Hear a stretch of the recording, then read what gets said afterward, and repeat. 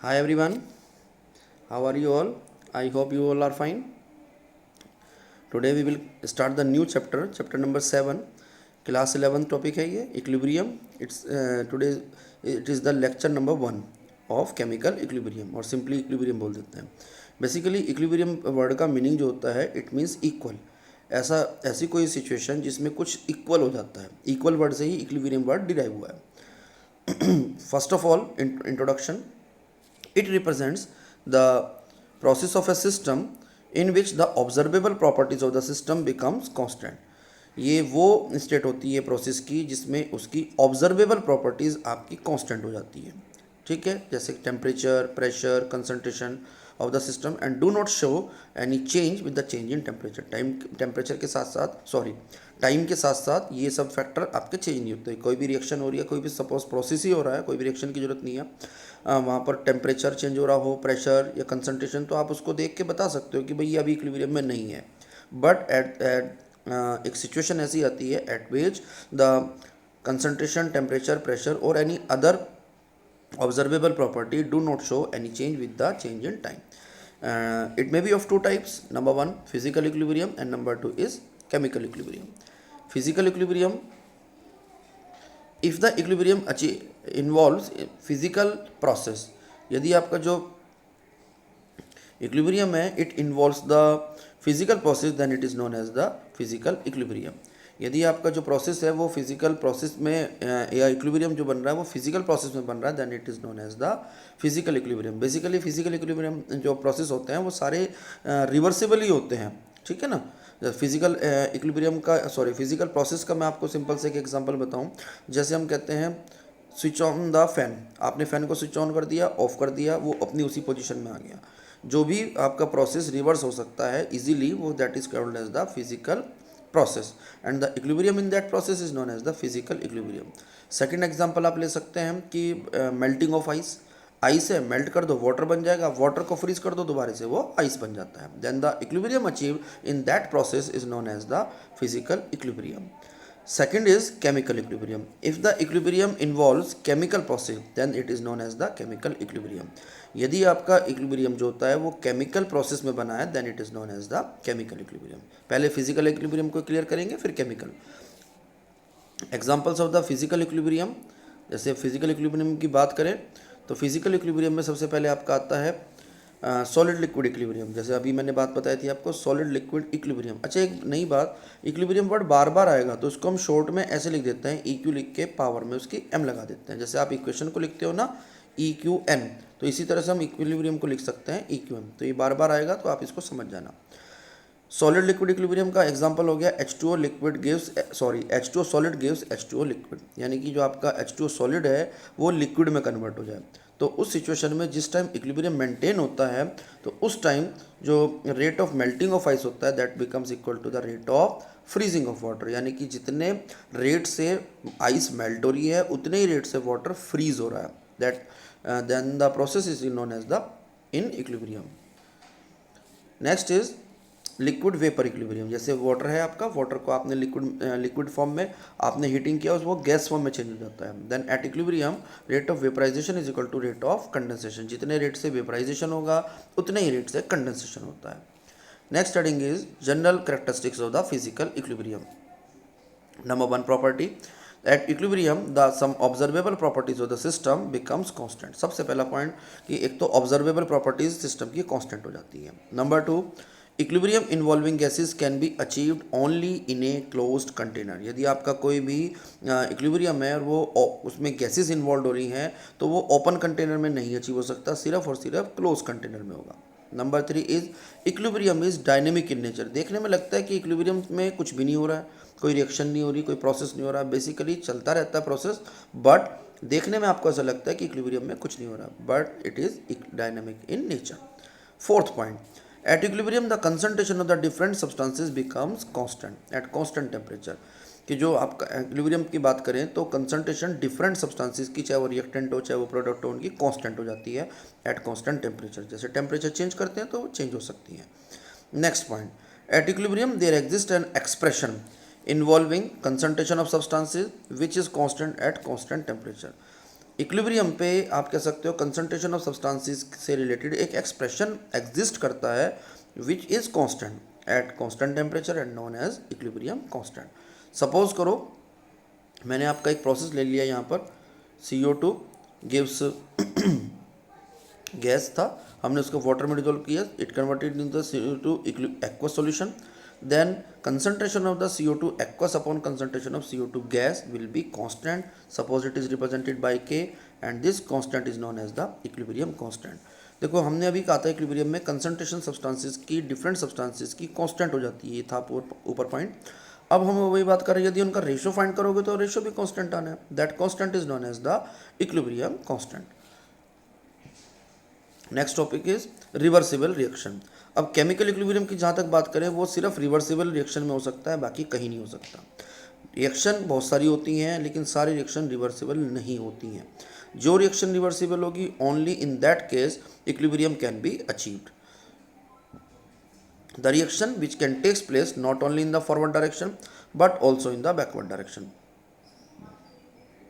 Under the same condition is known as the reversible reaction. वो reaction जो forward direction में खाली forward में नहीं हो रही है, बैकवर्ड में भी होती है, that is also called as the reversible reaction, और सेम कंडीशंस में होती है रिवर्स भी, तो इसलिए इसको हम बोलते हैं reversible. For example PCl5 gives PCl3 plus Cl2। इस रिएक्शन का मतलब हुआ PCl5 डिसोशिएट होकर PCl3 और Cl2 में कन्वर्ट हो रहा है, और वो दोनों PCl3 और Cl2 कंबाइन होकर दोबारा PCl5 बना रहे हैं, तो ये आपका प्रोसेस हो गया reversible process. Similarly H2 plus I2 gives 2HI, H2 और I2 मिलकर 2HI बना रहे हैं, वही 2HI डिसोशिएट होकर H2 और I2 बना सकता है। Next is N2 plus 3H2 gives 2NH3।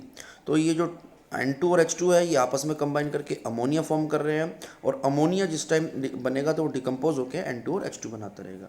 These all three process are reversible process. इन्हीं तीनों प्रोसेस में हम इक्विलिब्रियम बना सकते हैं। ऐसा नहीं कि आपने कोई भी रिएक्शन लिख दी हम उसमें इक्विलिब्रियम बना लें, ऐसा प्रोसेस पॉसिबल नहीं है।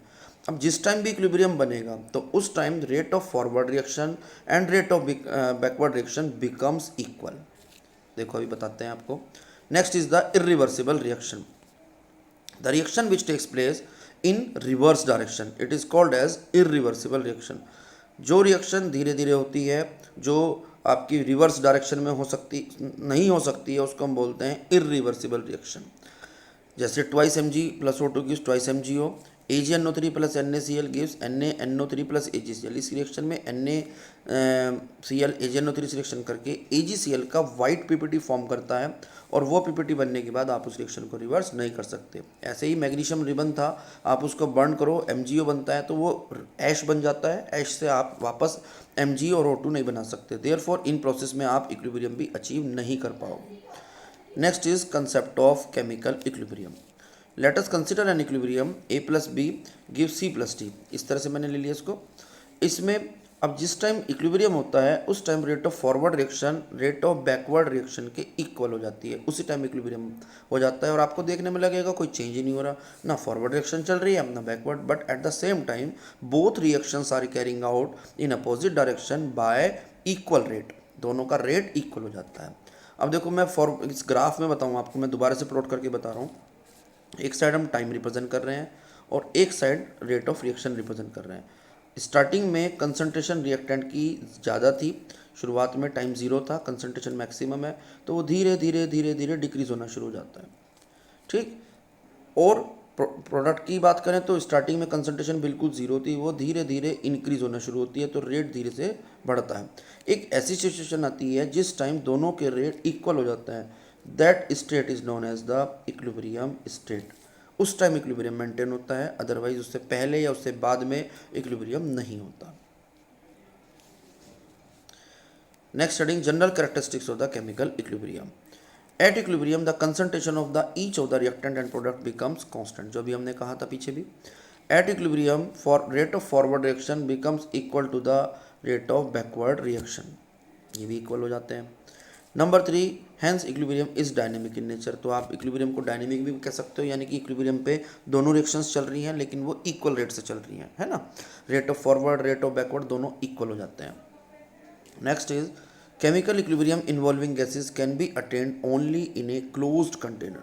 केमिकल इक्विलिब्रियम जो है जिसमें गैसेज होंगी, जैसे पहले फिजिकल इक्विलिब्रियम में था, same point is here, it can be achieved only in a closed container. Next, chemical equilibrium can be achieved in any direction. Chemical equilibrium किसी भी डायरेक्शन में कर सकते हैं, that is in forward direction as well as in backward direction. यानी कि जैसे for example मैंने अभी पीछे लिखा था N2 + H2 3H2 gives twice NH3, तो ऐसा नहीं मैं अमोनिया बनाऊंगा तभी आपका इक्विलिब्रियम बनेगा, आप अमोनिया को लेके डिकम्पोज कराना स्टार्ट कर दो तो भी इक्विलिब्रियम बन जाता है। Last point, a catalyst does not change the state of equilibrium. एक कैटलिस्ट जो होता है कभी भी इक्विलिब्रियम स्टेट को डिस्टर्ब नहीं करता है, उल्टा वो तो फॉरवर्ड रिएक्शन और बैकवर्ड रिएक्शन के रेट बढ़ाता है, so that the equilibrium can be achieved fast. Next heading is very important topic, law of mass action. According to this law, the rate of reaction is directly proportional to the product of molar concentration of reactant। इस के हिसाब से क्या होता है, rate of reaction is directly proportional to the product of molar concentration of reactants with each concentration term raised to the power by the numerical coefficient used in balance chemical equation। और जो हर term आ रही है concentration term, उसकी power आपको किससे raise करना है, bye the numerical coefficient used in the balance chemical equation. जैसे A moles of A plus B moles of B gives C moles of, product है सिंपली मैंने एक मान लिया इक्विलिब्रियम। इक्विलिब्रियम भी क्या सिंपल इक्वेशन मान रखी है, अभी इक्विलिब्रियम से कोई लेना देना भी नहीं है। Then rate of reaction will be directly proportional to the product of molar concentration of reactant. Reactant आपके A और B थे तो उनकी मोलर कंसंट्रेशन आ जाएगी, with each concentration term raise to the power by the numerical coefficient used in balance chemical equation, that is A and B। जो A और B थे उनसे आपको उनकी पावर को रेज करना है। This is law is called as the law of mass action. Next is law of chemical equilibrium. ये इसी से बना हुआ है, हमने इसी से हेल्प ली हुई है। देखो कैसे कर देंगे इसको। सपोज मैंने एक इक्विलिब्रियम ले लिया, A moles of A plus B moles of B gives C moles of C and D moles of D। then rate of forward reaction will be directly proportional to the product of molar concentration of A into B raised to the power A and B respectively। ये जो square bracket में हम लिख रहे हैं हम A, ये molar concentration को रिप्रेजेंट करता है स्क्वायर ब्रैकेट। ये ध्यान रखना है, कभी गलती से आप सिंपल ब्रैकेट ये यूज़ कर दो, ये आपको यूज़ नहीं करना है। Clear. Molar concentration of A and B जो भी रिएक्टेंट्स थे आपके, with each concentration term raise to the power A and B। Therefore RF, इसको हमने RF से रिप्रेजेंट कर दिया, इसको आप लिख सकते हो RF is directly proportional to A to the power A and B to the power B, और RF is equal to K, forward के लिए हमने KF ही ले लिया, A to the power A into B to the power B। ये आपकी equation number हो गई 1। ठीक है जी।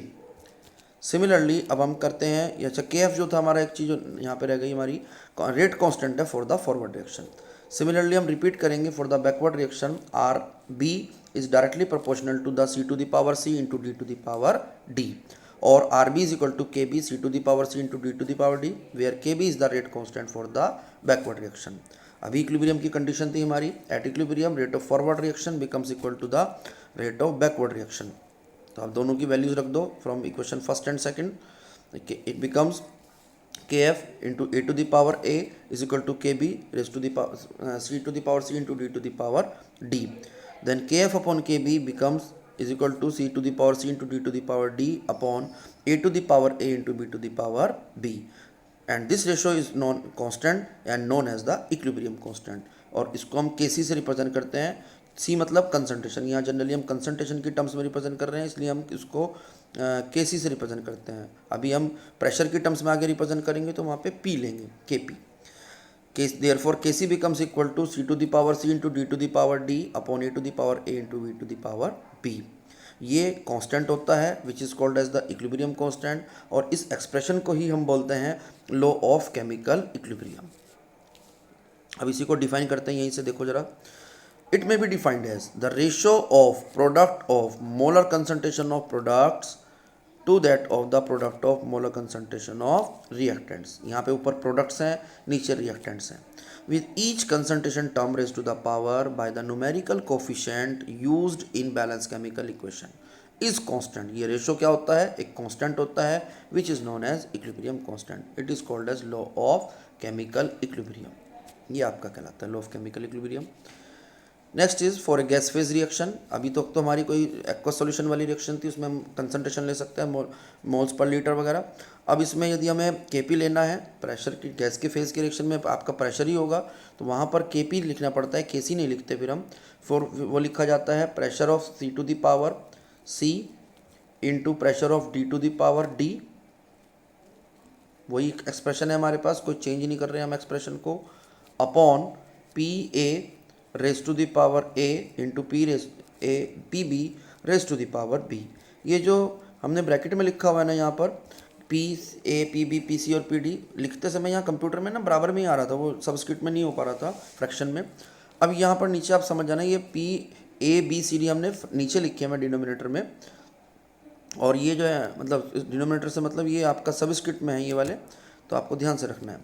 Where P A is equal to partial pressure of A, P B is equal to partial pressure of B, P B is equal to partial pressure of C and P B is equal to partial pressure of D. इनके partial pressures हैं at equilibrium, जो भी values होंगी हम put कर देंगे।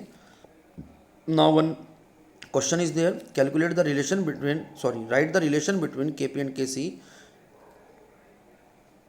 Relation means expression, हमें expression लिखना था बेसिकली, एक छोटा सा वर्ड मिस्टेक हुई है, चेंज कर लेना इसको आप। For the following equilibrium H2 plus I2 gives to HI, N2 plus 3H2 gives twice NH3, और KC इज इक्वल टू आपका हो जाएगा HI square upon H2 into I2। क्योंकि देखो लिखने का तरीका क्या होता है, मैं आपको दोबारा से समझा दूं, जो भी कंसंट्रेशन प्रोडक्ट की होती है वो न्यूमरेटर में, डिनोमिनेटर में आता है रिएक्टेंट्स, और उन दोनों का प्रोडक्ट आएगा। कोई कांस्टेंट कोफिशिएंट आ रहा है तो वो पावर में आएगा। इसी तरह से आप KP लिखोगे, प्रेशर ऑफ NH3, सॉरी एक मिस्टेक यहाँ भी है, प्रेशर ऑफ HI आना था यहाँ पर, pressure of HI square upon pressure of H2 into I2 upon pressure of H2 into I2। Similarly आपको दूसरे के लिए लिखना है तो उसके लिए आप लिखेंगे KC is equal to NH3 square, concentration of NH3 square upon concentration of N2 into H2 cube. जो भी कोफिशिएंट होगा वो पावर में आ जाएगा, ऊपर प्रोडक्ट आएंगे, नीचे रिएक्टेंट्स आएंगे, मल्टीप्लिकेशन में आएंगे। केपी लिखना है तो क्या लिखेंगे, KP is equal to partial pressure of NH3 square upon partial pressure of N2 into partial pressure of H2 cube. ये सिंपल से एक्सप्रेशन होंगे। यहाँ पर एक छोटी सी मिस्टेक मैंने की थी, आपको बता भी दिया, यहाँ पर करेक्ट कर लेना इसको, ये HI आएगा यहाँ पर, partial pressure of HI square, make it correct. Next is relation between KP and KC. अब इन दोनों का रिलेशन फाइंड करते हैं। Let us consider an equilibrium A moles of A plus B moles of B gives C moles of C and D moles of D. Write the expression for KC and KP. KC will be C to the power C into D to the power D upon A to the power A into B to the power B. अब जो concentration का मैंने आपको बताया था square bracket symbol होता है, आप उसको ऐसे भी लिख सकते हो, concentration of C raise to the power C, इसी तरह से concentration of D raise to the power D upon concentration of A to the power A into concentration of B to the power B। इस तरह से करते हैं, ठीक है जी। Suppose this is the equation number 1 and similarly you will write KP is equal to partial pressure of C to the power C upon partial pressure of B to the power D to the power D upon partial pressure of A to the power A and B to the power B। Suppose this is the equation 2। Now using the ideal gas equation PV is equal to NRT, then P is equal to होता है N अपॉन VRT और P is equal to CRT। A के लिए find करेंगे तो partial pressure of A is equal to C R T, B के लिए फाइंड करेंगे तो partial pressure of B is equal to C B R T, C के लिए फाइंड करेंगे तो P C is equal to C C R T and for D it will be P D is equal to C D R T. Now substituting all these values into the equation number second, इनको equation number second में put कर दो और जो भी values बनेंगे उसको solve कर दो, आपका रिलेशन आ जाएगा। कैसे होगा देखो जरा उसको भी। Substituting these values into the equation number second, expression becomes Kp is equal to concentration of CCRT raised to the power C into concentration of DD, concentration of DRT raised to the power D upon concentration of A raised to the RT raised to the power A and concentration of B RT raised to the power B. Then RT देखो multiplication में आ रहा है, आपको पता है multiplication में power add हो जाती है, डिवीजन में माइनस हो जाती है। मैंने उनको सबको RT की पावर को अलग कर दिया, raise to the power C plus D, denominator में हो गया A प्लस बी और वो भी ऊपर जाके माइनस हो गया। एंड आपका जो बचा expression that is C A raise to the power C into C D raise to the power D upon C raise to the power A into B raise to the power B। From equation 1 ये expression जो हमारा ये इतना है that becomes Kc and to RT raised to the power delta Ng, where delta Ng is the change in number of moles of gaseous substances and delta Ng is equal to C plus D minus A plus B। आपको जब भी find करना होता है तो product minus reactant करते हैं gaseous moles only, तो then you can find the value of delta Ng। I hope आपको सभी क्लियर हुआ होगा। आपने को नहीं क्लियर हुआ तो आप इसको वीडियो को दोबारा भी देखिए, अच्छी तरह से अपने कॉन्सेप्ट को क्लियर कीजिए। आई होप ये वीडियो आपको अच्छी लगी होगी। ज़्यादा से ज़्यादा मेरी वीडियो को लाइक कीजिए, शेयर कीजिए अपने फ्रेंड्स को, और मेरे चैनल पे फर्स्ट टाइम आए हैं तो चैनल को सब्सक्राइब कीजिए और बेल आइकन को भी प्रेस कर दीजिए ताकि लेटेस्ट अपडेट आपको मिलते रहे। मैं आपको नए नए वीडियोस देता रहूँगा इस तरह के, ताकि आपकी नॉलेज में कोई कमी ना हो जाए, भले चाहे लॉकडाउन हो, चाहे स्कूल बंद हो आपके। Okay, thank you, hi and bye everyone.